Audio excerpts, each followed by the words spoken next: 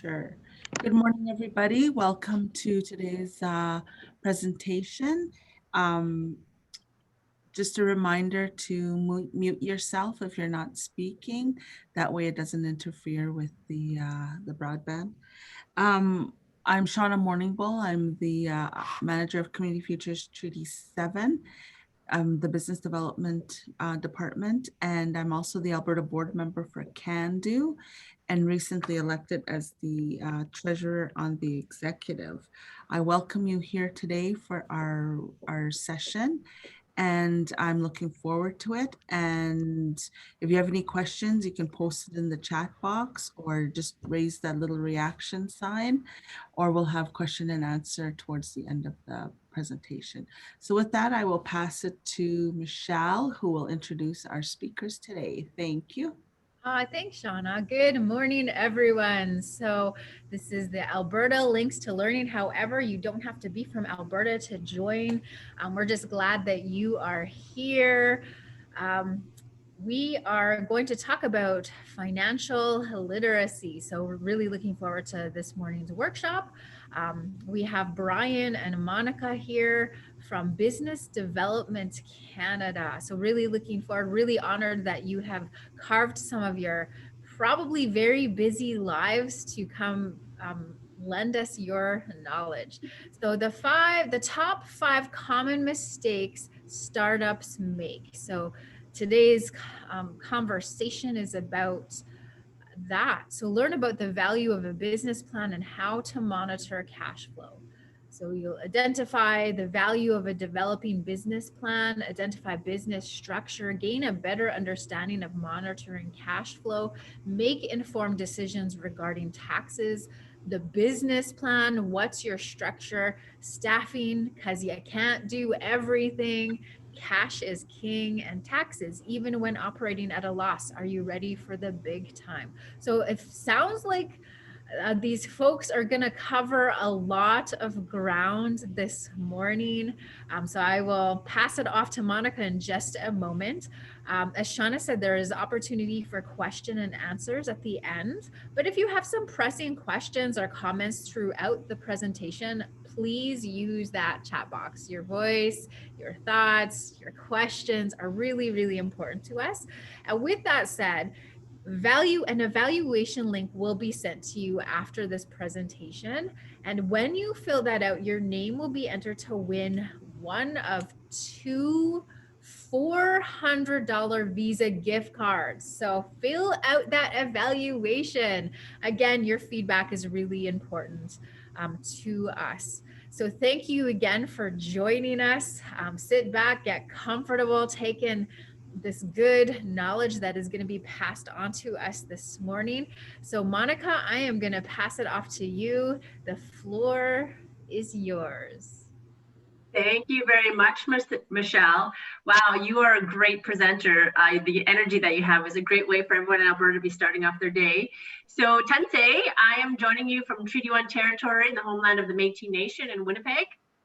I am a proud Cree woman from the Peter Ballantyne Cree Nation, Northern Saskatchewan, so your adjoining province. I was born and raised in Northern Manitoba in a small community, so I understand the challenges that it takes for entrepreneurship, being Indigenous, being in a remote, small community, and really have to relying on your people and your community. And so I've been with the Business Development Bank of Canada for 18 years. And my full 18 years, I've always been driven by helping our people succeed when it comes to entrepreneurship. I was one of the founding members of the Aboriginal Chamber of Commerce, which is the first of its kind in 2004.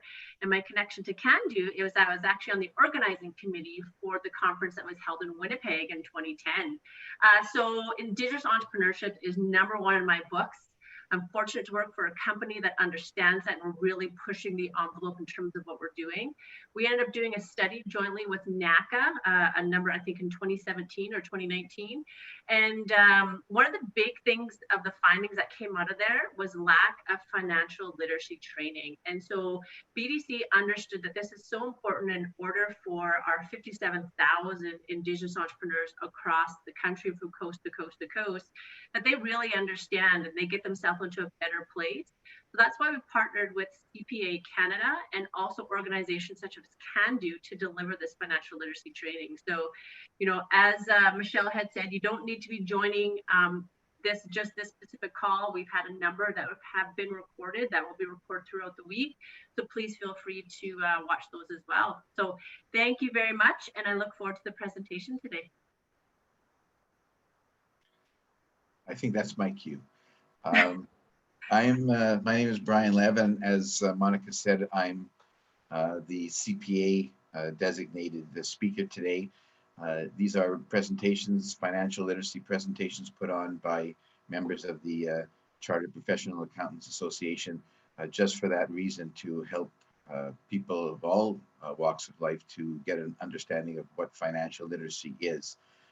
My background is a little different from most CPAs. I'm originally a scientist with an honors degree in zoology. I also have a business administration degree.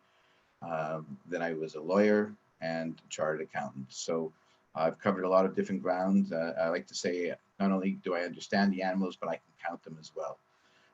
Today, we're going to talk about financial literacy with respect to entrepreneurs.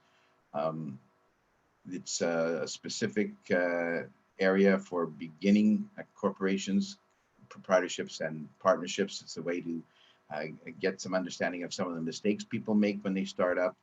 It's not specific to any particular product or service. It's just it gives people an idea of what things that can go wrong when you try and make a business work. So without further ado, I'll start with the presentation, though I have to say that Michelle did a pretty good job of summarizing it. I don't know if I have much to add after that. So let's take a look at the agenda today. We're going to look at the different types of business structures. We're going to look at a business plan, which is one of the most important elements of starting up your business. It's actually the reason or not that you go into a business. It'll give you an idea of whether or not there is a need for your business and whether you should even start it in the first place. And once you make that decision, then we'll talk about what you need to do to make it work. So for example, we'll look at things like cash flow and financing, staffing. As Michelle pointed out, you can't do it all yourself. At times when you get bigger, you may need to bring in additional staff. We'll also look at one of the things that's common to everyone, taxes, that and the other, which we shall not name, but that's something that everybody has to deal with at some point. And a lot of people's eyes like to glaze over when they talk about taxes, but I assure you it's not as bad as all that, and we will try to make it as understandable as possible so you do recognize the importance of it. And then we'll, at the end, there's time for questions and answers, but as everyone has already said, if anyone has any questions during the presentation, feel free. This isn't a formal presentation. It's just one that is supposed to be a give and take. So if you do have any questions, by all means, stop me when you have something that you think is relevant to the area we're talking about. So what is a startup? It's a business that's in operation for less than 3 years. So always we're talking about new businesses. And most of these businesses are actually run on a part-time basis. Many of them are technology based. That's the new thing today. In the past, people used to run bricks and mortar type operations, but today everything is digitalized and a lot of things are done on a shoestring budget. Though you do need something to start. Average entrepreneur starts off with seed money of under $5,000, so it's not a large amount, but we're trying to figure out ways for you to find out how to get that money, who to get it from, and how to get it. So those are that's sort of the introduction today. Most businesses are actually run by themselves with only one person, without any other employees. In fact, of the 2.4 million businesses in Canada, 1.3 of them are run by one person. So you can see that when you start up a business like this, you're not alone. In fact, it looks like about 55% of those businesses are run by just one person. There are 3 different types of business structures that you can set up when you run your business. I'm not going to go into great detail on this page because I'm just identifying the 3 different types. One is called the sole proprietorship, that's you. The next one is a partnership, that's, as you can see by the, I guess they're cookies, or muffins, not muffins, puff, sort of puff pastry, whatever. The second one, partnership, is 2 cookies, because it takes 2 to make a partnership. You can't be a partnership of 1. So it's 2 or more people working together with a view to making a profit. That's the simple definition of a partnership. And the last type of business structure is a corporation, where you can see a myriad of cookies, because it's generally more than 1. However, you could have a corporation with 1 person running it. So it doesn't have to have all those cookies, but it can. There's room for many people to get involved in a corporation.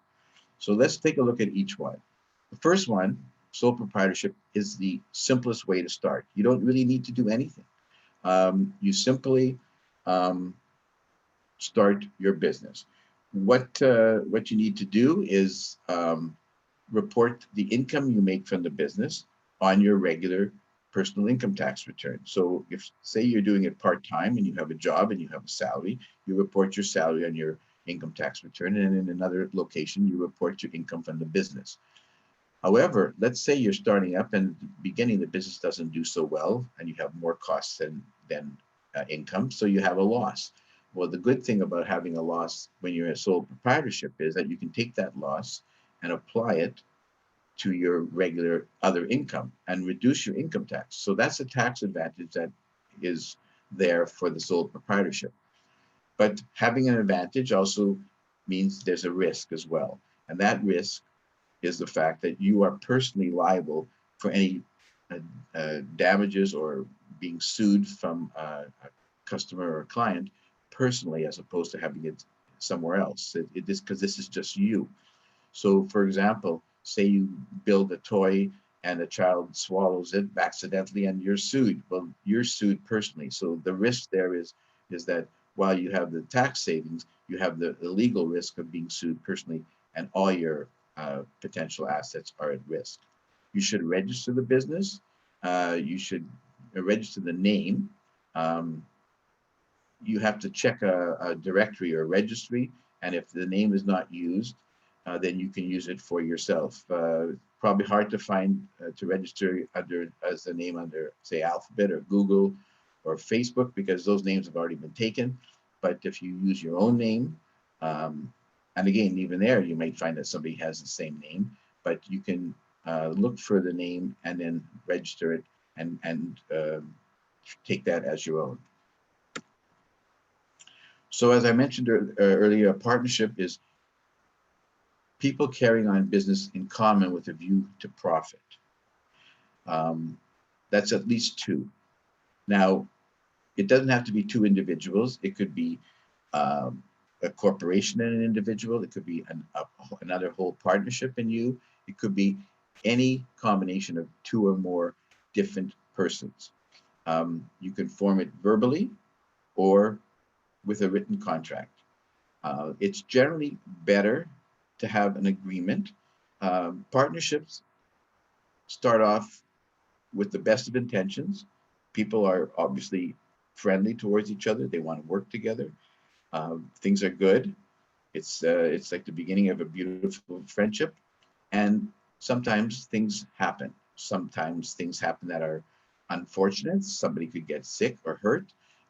Sometimes they happen through differences of opinions, but things can get unpleasant sometimes, and you may decide you want to sever the partnership or break it up.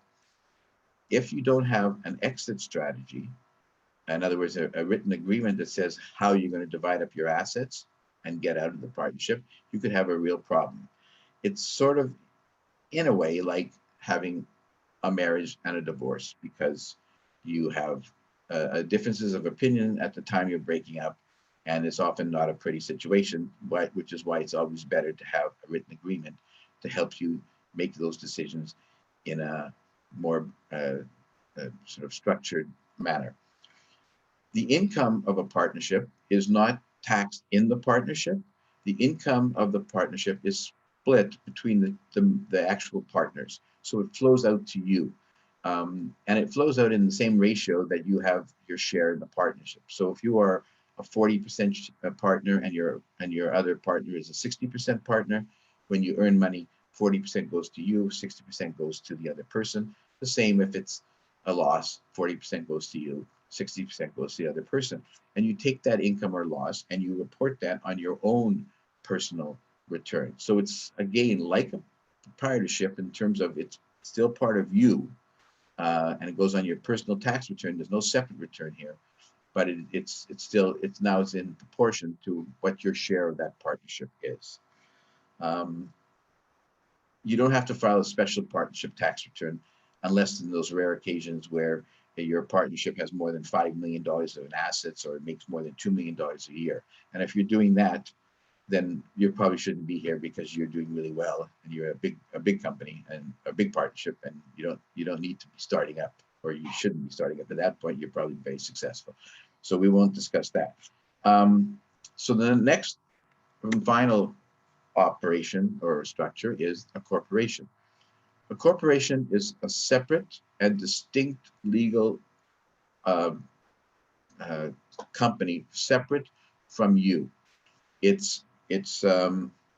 has the word limited in it, or corporation, or incorporated, some words to that effect, and that has a specific meaning. It means the liability is limited.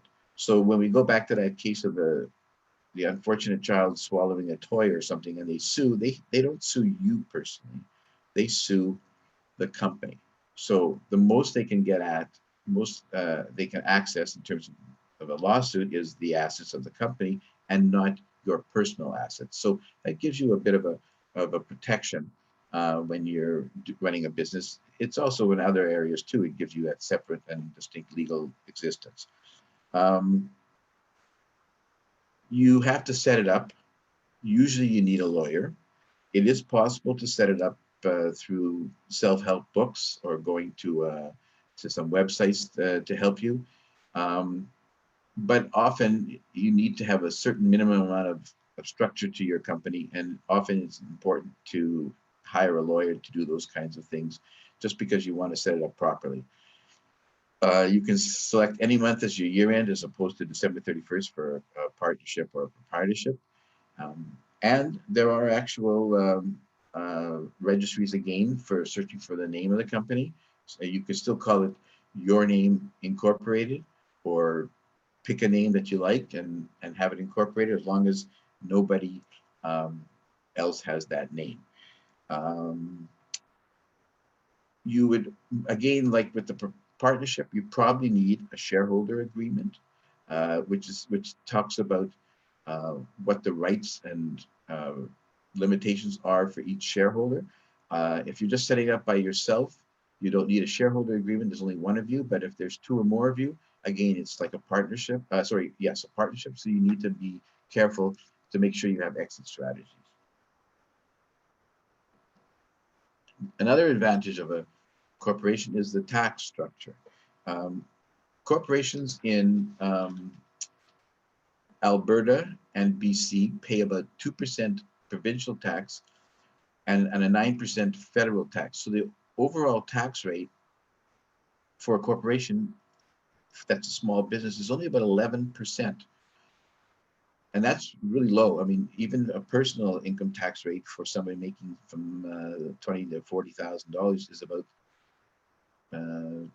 almost 20%. So it's a lot lower than your personal tax rate. However, when the corporation makes money and pays its taxes, what's left sits in the company, and it's not really money that you could access. The only way you get money out of a corporation is if it does one of two things. It has to either pay you a salary or pay you a dividend. And then that becomes your taxable income, and it's taxed at your regular rate. So while the corporation rate is lower, it only really gives you a timing difference. In other words, you pay a lower rate up front, and you can determine when you want to pay yourself so that you can be more advantageous in terms of the timing for you to pay yourself, and pick a time maybe when you don't have any other income. So The other thing about a corporation is you may be able to employ other people, like a spouse or an adult child, and pay them money, and thus split your income with them. And that's a great way to save some tax money as well if they're in the lower tax bracket. Okay, so I think it was Michelle that alluded to a business plan. A business plan is really critical. Why do we need a business plan? Well, you need a business plan before you even start, because you need to figure out if what you're doing is going to be something that you can make work. You need to research that area. It's called a value proposition. Determine, is this a good idea? Does somebody want to, will somebody buy this? Is this a service that's in need, in need? Will people pay me to do what I think I can do really well? Or is this a product that is going to be really enjoyed, and that's something that I can make or bring in or add a value to it and sell it? So you need to do your research, do your market research, ask people, maybe send out surveys, look around, look at what other people are doing, search on the internet, etc., to determine if it's a good idea and one that that could work. You have to look at their customers, where you're going to work, who your what your area is going to be. How do you attract the business? How are you going to get people to become aware of your product or your service? And what will you need to run that business? Are you going to need equipment to make the product, or are you going to be technical and it's going to be just computers that you work through? Do you need a physical location? Do you need a space that you have to rent? Do you need to get shelving and business machines and all kinds of things that are required for a business? Or is it just going to be you running it out of your extra bedroom or your living room or your dining room where you have a table, and maybe you can start small that way? But you need to determine all these things ahead of time. You also need to know, can you do this all yourself, or are you going to need other people? And all these things are required before you even get started. Another thing you need is financial information. You have to sort of make a plan that says, I think I can sell this many of this product or service these many people, and at this cost and at these prices, this is how much I'm going to earn in the next couple of years. It's called a pro forma plan. Sometimes you need help in preparing those, or sometimes you can do it yourself if you've done enough research and you have an idea how they work. Why do you need a plan and a statement of what you think you're going to make? Is because you're going to end up probably pitching this plan to a bank or other financial institution in order to get money to help you fund your business when you are just starting out. And places like financial institutions require information. They need to know within reason, what do you think this business is going to do and how much money it's going to make, in order for them to be confident in lending you money. And obviously, when you're starting up, one of the things you really need is a source of funding. Okay.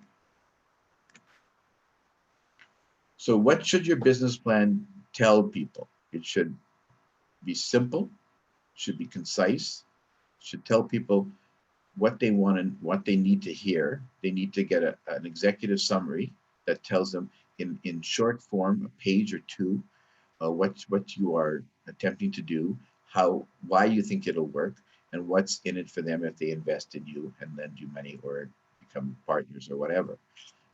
It should set out what your goals and objectives are and tell how you're going to run it and who's going to be doing that work. All these things need to be set out clearly in order for people to get an idea of where you're going. Now, this is not a simple thing to do, and I don't want to belittle by saying this is what you do and just have you do it. There are many books and articles and lots of resources on the internet that will tell you how to write a good business plan. And it's really important that you look at some of those and take some of their elements into your own plan, so you have an idea of what people will be looking for and how you can write it, and it gives you help in terms of setting it out and doing it yourself. You also have to put in that plan things like your marketing, financial projections, who your advisors are, etc., etc. So there's a lot of things that go into a business plan, and it's really an important a piece of paper that sets out how you're going to do this. And that's where you have to start. So before you have a business plan, you're not going to be able to have a successful business. Okay, we're not doing this, so I'll just skip past this one. All right. Cash flow financing. This is all in your business plan, but these are things you have to figure out for yourself as well. You need money, as we talked about earlier. Most businesses can start with as little as under $5,000, but you need some money because you're going to have to buy something. You may have to buy simply a computer if you're running a technical business or providing a service, or you may need programs if you're just running the computer business, or if you're actually producing a physical product, you're going to need to buy equipment. You're going to need a website so people will know who you are and what you're offering. You need to get possibly licensing and registration and permits to do the things you're doing. Maybe you want to export something from another country, imports from another country. Maybe you want to build some kind of product and you need equipment and machinery for it. If you're running a store, you're going to need to maintain inventory, and you're going to have a mortars and brick outfit with shelves and cash registers and all kinds of machinery. You're also going to need to be paying legal costs for things like setting up your corporation or your partnership. There's all kinds of startup costs. And then the recurring costs are things on an ongoing basis. For example, you'll need to pay for rent and electricity and gas and all kinds of ongoing costs that continue all the time. So you'll need to be aware of these things so that you can budget for them ahead of time. And where is this money coming from?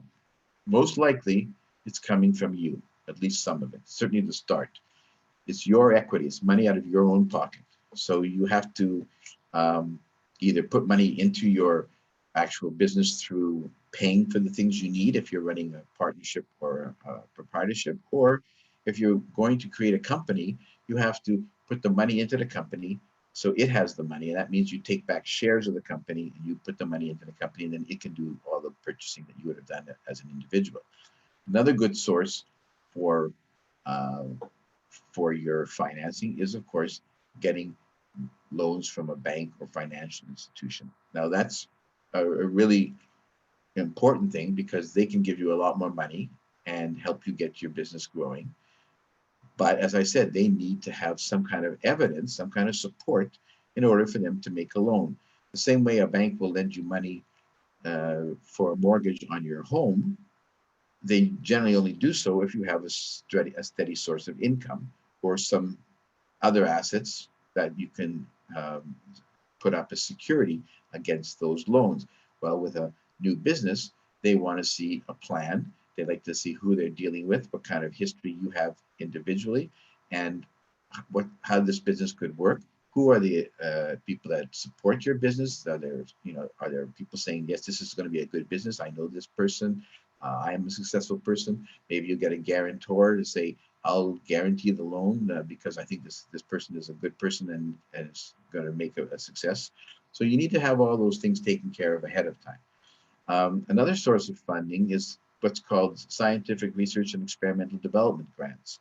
It's a complicated area. What this is if you are preparing or doing something that is unique, that is not part of the regular normal business structure. In other words, you're either inventing something to a certain extent, you're enhancing a process or creating a new product.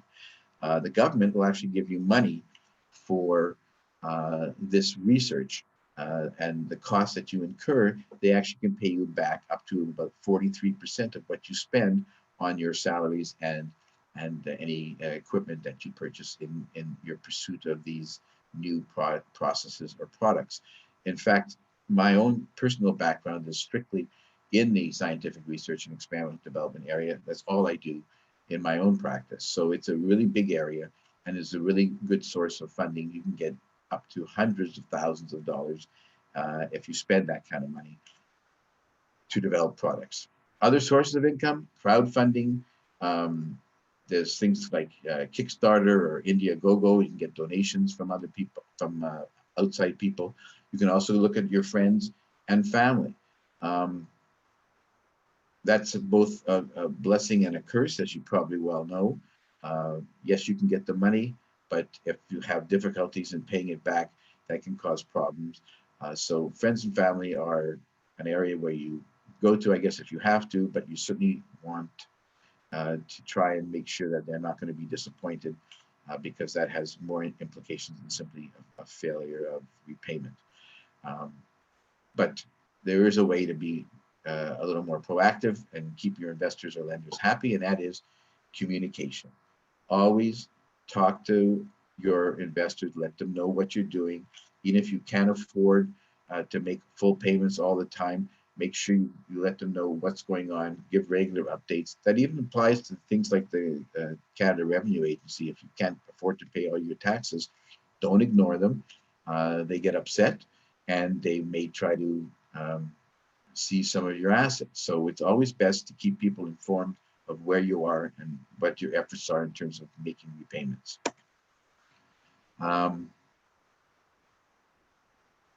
Cash flow and financing. It's important to separate your business and personal accounts. You should even have a separate credit card for your business. It's really major importance to make sure that you know what's your business and what's your personal.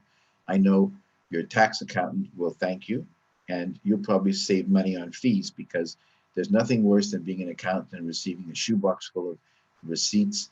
Some are personal, some are business. You have a million questions. By the time you sort it all through, and if you charge it on an hourly basis, your client, being you, the new business person, will have a huge cost that could have been avoided by you taking the time to maintain separate business and personal records. There is software like QuickBooks or Simply Accounting that allows you to maintain separate business records. You can even keep track of who pays you for things or who doesn't.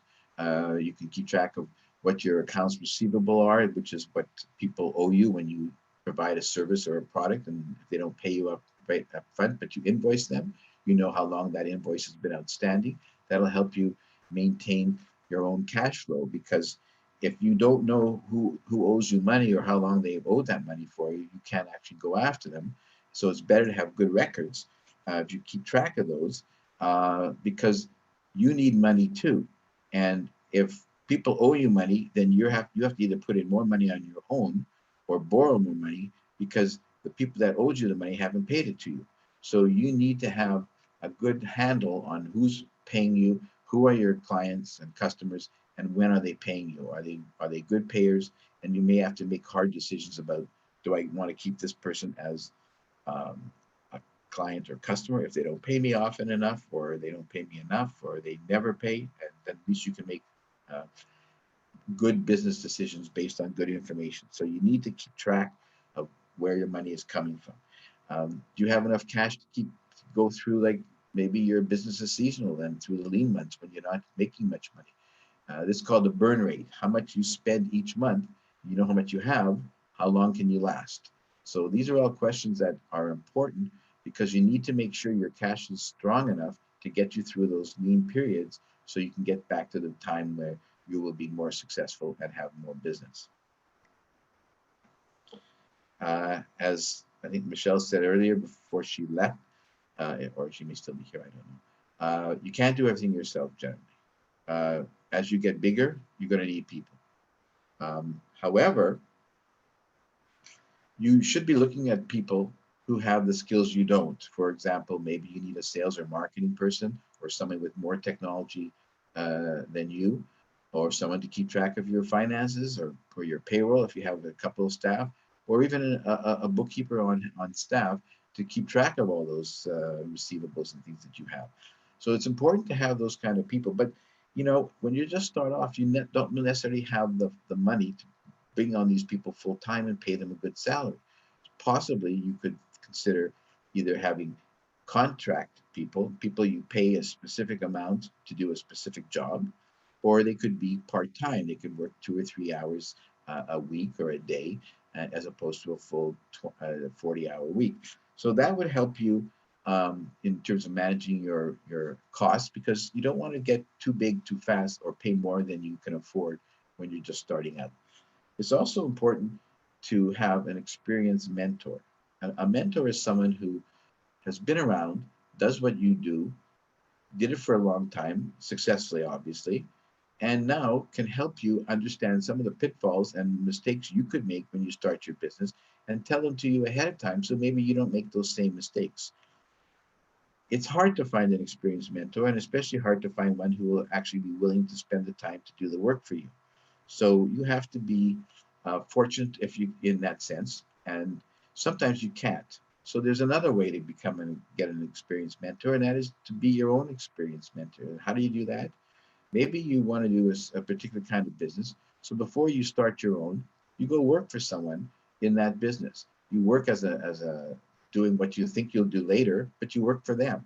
You work with them, you see what they do, they pay you a salary, you're on staff, you learn about the business, you understand it. And after a while, you think you have a good idea of what kind of mistakes one could make, what's necessary to do. And then in a sense, you've got the experience. And when you go out to start your own business in the same area, you're in a sense your own experienced mentor. So that's something that you can do on your own, but that means you have to be prepared ahead of time and think long and hard about how you're going to run this business ahead of time. All right, let's look at the area people get nervous about. Taxes. Okay, there's two main types of taxes. There's income tax. The income tax is either corporate or personal, and there's HST/GST. I have the slash for GST because in Alberta there is no provincial sales tax, so there's only the GST. You have to register and pay HST and collect HST or GST once your sales reach $30,000 a year. Basically, you are a collector for the government. The government wants you, whenever you provide the service or sell the product, to charge the HST, which I think in British Columbia is 12%, and the GST, which in Alberta is 5% on every sale. And then you have to account for it, keep track of it, and remit it to the government, because you're basically handling that money in trust for the government. You're collecting it on their behalf and it belongs to them. However, the good news is when you collect that HST and GST, before you have to remit all of it, you are allowed to deduct what's called your own credits. They're called input credits. These are credits because you actually pay your HST or GST, depending on where you are, on all the goods and services that you buy. If you buy some equipment, or you pay expenses that have HST or GST attached, you buy a program, you pay for a desk, whatever, you are paying out HST. And so when you go to remit the money to the government, you get to deduct what you spent against what you collected. So you only have to remit the net. So you are still a trustee for the government, but you do get to deduct your own expenses that way. What are expenses that are tax deductible? They're all expenses that you incur to make business income. So any expense that you incur in the earning of money is deductible. What are some examples? If you have promotion costs, you spend money on materials, you pay salaries to staff or fees for contract employees, if you have licensing fees, insurance, you pay the accountant or the lawyer, you have an automobile, all these expenses are tax deductible to the extent that you use them to incur income. So those are really important, and you have to keep track of all of them and keep receipts and records. What about losses? If you lose money in your business, as we mentioned very briefly earlier, if you lose money in a partnership or a proprietorship, those are personal to you. You get to apply them immediately against your regular other income for your regular job if you're working part-time on the business. So that's good because they're immediately deductible. Losses on a corporation are stuck in the company. You can only use those losses against income that the company will earn. So if you had a previously successful year, you could carry the losses back 3 years to any earned income earlier, or if you're just starting out and you have no losses, no gains to apply the losses to, you can carry those losses forward for up to 20 years. So they're not gone, but they're not valuable or usable until you actually make money. So it is tougher in a corporation. You have to file tax returns. Everybody knows they have to file a personal income tax return. So that tax return includes income from the partnership or proprietorship. The corporation, though, has to file its own return as well. And these are a lot more complicated than a personal income tax return. So again, I would strongly recommend that you use a professional. It doesn't necessarily have to be a lawyer or an accountant, but a professional who's familiar with filing these kinds of returns, because it is a separate return. Each province has their own. There's a federal portion and the provincial portion. So it's important to have the person understand that and be able to file that for you. You also need to keep all your receipts. Generally, you have to keep your receipts for up to 6 years. And some receipts that are, like, say, for major purchases, you might want to keep for even longer. Hopefully no one will ever come and look at you for an audit, but if they do, if the government does come and look at it, they'll want to see your expenses. They'll want to see, do you have receipts for your expenses? They want to look at your records. If you say, I spent this amount of money on rent and this amount on salaries and this amount on promotion, you need to show the receipts, and that's what they're looking at. And if it's straightforward and it's not, and if it is organized, it's generally not an issue as long as you've done your homework and prepared for those kinds of situations. Again, if you have an audit, more than likely you're going to need to have an accountant help you in that situation. So being organized, it's important. You should have a separate bank account, a separate credit card. You should do your bookkeeping all the time. Don't wait months to record your expenses and your revenue, because you'll never remember it all. You might lose things. Use software, as I said, something like Simply Accounting or QuickBooks. It's a lot easier. It makes your life a lot less difficult. Even if you have to bring somebody in once every month or every 3 months to support your business goings on, it's important. And keep those receipts. It's also nice to talk to your accountant once in a while and say, what do I need to keep? They'll tell you, and they'll make life a lot easier for you, and then later for them, and then it'll be cheaper for you, because the less they have to do, the less they charge, because that's how it's supposed to work. All right. So what should we be doing? This is really where we get to the crux of the title, the top 5 mistakes people make. What are the most common mistakes that people make when they're starting a business? Number 1, grandiose, too big, start too big. What should you do? Be careful. Don't think too big. I'm not saying don't have big plans or a big ambition, but Don't spend the money you don't have to spend. Don't rent a big space before you have a need for one. Maybe you can get by with a smaller space. Maybe you can start from your home. Maybe you have an extra room. You can start making something or running your digital or technological business from your home.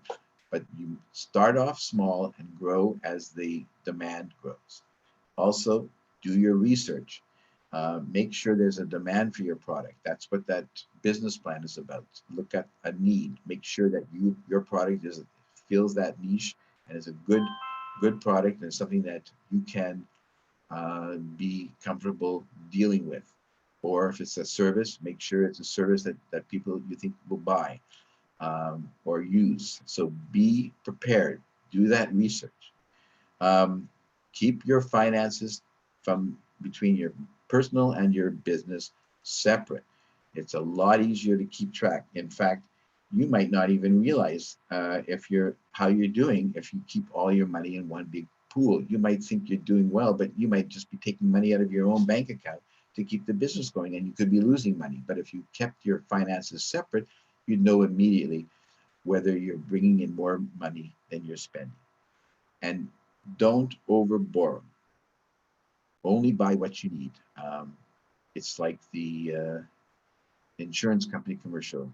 We only insure what you need. So don't buy more than you need. Only buy what you need and borrow what you need to pay for it. Also, just because you start off in a business doesn't mean everything's finished. You are going to be learning all the time, and you want to become a better business person. Read or take courses, learn about the areas where you don't know. Learn always. It's like education never ends. You always want to keep track of new things, new concepts. Take those courses. Often you can take them online, or you can read self-help books on things like marketing, selling, bookkeeping, etc. Areas you don't know about, it's good to learn about, because at least then you'll understand a little bit about what people are telling you, if they are those experts, and you can understand if they're telling you what's correct or what's valuable for you. But you need to be at least a little bit aware of them. You don't have to be an expert, but you should become aware of those areas, especially if you don't know them beforehand. So what have we learned today?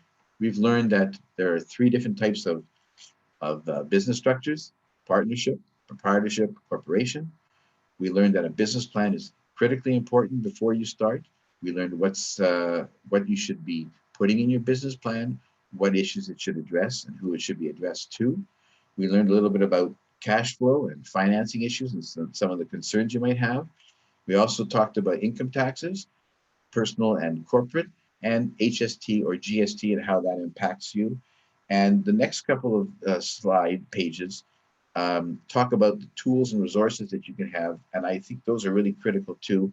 You know, when I left my job, so-called retirement, I decided to open a small business on my own, doing something I had learned while I was doing work for another company. And although with a master's degree in business administration and a degree in law and being an accountant, you think I wouldn't have too many questions about how to start a business. I actually took a course from, in my case, the local government. They were offering a course for how to be an entrepreneur and what kinds of things you need to know when you start out. And it was great, and it was very helpful. And also when you go to these meetings, you meet other people like yourself who are starting out, a good source of networking. And as well, you learn about some of the areas that you don't know. And there's a lot of reference material or they'll give you resources that are online. So as you see from the next 2 pages, these are some of the resources that you can look at: Service Canada, Canada Revenue, Corporations Canada, all kinds of areas, even one from the Business Development Bank. It's telling you how to manage a startup. So there are lots of tools and resources that you can use. I didn't hear any questions, so I don't know if that meant people. Yes, Brian, there's one in the chat room and it's from Lorianne Fiddler. It says, any recommendations on what accounting platforms, technology to track AR and receipts, etc.? Oh, well, I think I mentioned a couple. One's called Simply Accounting. One's called QuickBooks. A lot of people use QuickBooks. I think they changed the name of Simply Accounting. I'm just looking here. Sage, simply Sage. Simply Sage. That's right. Sage Go. I think Sage 50 or Sage. Mhm. Yeah, that's right. Yeah. So those are the two main softwares. And so, yeah, if that's because you do need to keep up on an ongoing basis with those kind of things. Otherwise, you don't know how your business is doing. I mean, it's not enough to just. I mean, it's important to keep the cash separate, but you need to know who's not paying you. If you have 20 customers, you know, if someone's not paying, it might get lost in the shuffle because money's coming in. But if you actually have a record of accounts receivable, and you can see that there's one person that's 3 or 4 months in arrears where everybody else is paying on time, you can at least identify that, and it might help you in terms of collecting. The last thing is, I always have to say this at the end, these presentations are from the CPA Canada. The idea is to inform and educate people. I'm not providing any legal advice or accounting advice, just general information for people to hopefully get some knowledge and help them start their businesses. Thank you. Brian, there's another question from Sure. Lorianne. How can I start a business on First Nation land to avoid tax altogether? Are there any implications? That one I'm not familiar with, because I know that there are certain tax savings and tax that you don't have to pay taxes in certain areas if you're on a reservation, on reservation land. But I'm not 100% familiar. Maybe Monica might have some information about that. I can also, so Okay. section 83 or 89. 89 Yeah. of the Indian Act states that only a status First Nation can be eligible for tax exemption. And so if the business is a sole proprietor, then you can avoid taxes. But if it's incorporated or a partnership or what have you, there's different like tax implications to that. So you'd best sit with somebody who is versed in unreserved tax exemption, and also get in touch with your economic development officers on reserve, because they will know what, with their development corps, what, policies and things like that are in place, because each First Nation, would be different. Sure, that makes sense. Monica? And so just another thing on that, one of our, well, actually not one, but a number of our clients, what they'll do is they'll have two sets of financial statements. So they'll have one where they're a sole prop, because an Indian person earning revenue on reserve does not pay taxes. However, an incorporated company will pay taxes. So they'll have two sets of financial statements. So when they're doing business on reserve, so you also have to remember, it's like, where is the product and service delivered, right? Or where is it actually worked on? So you can have a manufacturing plant on reserve and then it's delivered off reserve, right? So that exchange of where the income actually happens is important. I don't know I can't get into the weeds on that, but I can tell you that. And we also have a client, so when they do work on their reserve, they book it under themselves as an individual, as a sole prop. And when they do work off the reserve, it's under their incorporated company. And they have two separate financial statements just so they can track that. So that's something to consider. But also, it's okay to pay taxes, because there are certain things that are exempt anyway, right? And it's okay to pay GST, because if you're not charging GST, but you're paying GST, and the government isn't giving you the GST, where are you getting the GST back from? So, I've had several businesses, and they've always been registered with GST numbers, whether they were on reserve or off reserve. Just, I think it's easier. I don't know. That's I just- agree. I think it's better to register. I learned that myself when I started Yeah. my business. It made more sense to be registered because then you can get the input credits for your own expenses, which otherwise you are just a regular consumer and you pay it and it's gone. Absolutely. So it's really not even your cost. It's just a bit of an inconvenience to have to remit the money to the government, but for that small inconvenience, you get the money back. And then I've heard I try not to make more than 30,000 so that I don't have to pay GST. And I'm like, why are you limiting Yeah. yourself? Exactly. See? I'd rather make, so just a quick story. Once upon a time, I was going to buy a UPS store and I went in, I was the only brown face, kind of intimidated, but so the guy gets up and he says, who here wants to net $100,000 a year? Stand over here. So we all get up and because we all want to net $100,000 a year, right? Then he says, how many of you want to net $500,000 a year? Only a hand, like on my hand, I could count how many of us wanted to net $500,000 a year. And he was like, but it's fear. Sometimes people don't they fear making too much money, right? Yeah. Well, I don't think you can make too much money, but I wanted to learn, how do people make $500,000 a year? Good for you. I know the other thing you have to consider, this isn't in regards to startups, but one of the things is we hear people saying, regardless if they're Indigenous or not, they're like, I don't want to pay taxes. So they might have $1 million in sales, and at the end of the year, their net income is $500. Yeah. We cannot lend them money because they don't have the ability to pay off our debt. And you're like, oh, well, I just do it all for taxes and I take it out in whatever shareholder management salaries. You will not be able to get a loan if you don't show a positive net income to at least be able to pay off principal and interest for 12 months on the loan that you want. Absolutely. So we're getting the hook. We have to get off of here. There's another meeting coming on, but I'd like to thank everybody. Fill out those evaluations. There's a prize for the evaluations. Thank you, Monica and Brian. And you guys have a presentation this afternoon, Thursday morning and Thursday afternoon. Am I correct? Yes. So thank you guys. Thank you everybody for coming in. Thank you everybody for the invite. Have a good day and have a blessed day. Stay safe and wear your masks. Miigwech. Bye-bye.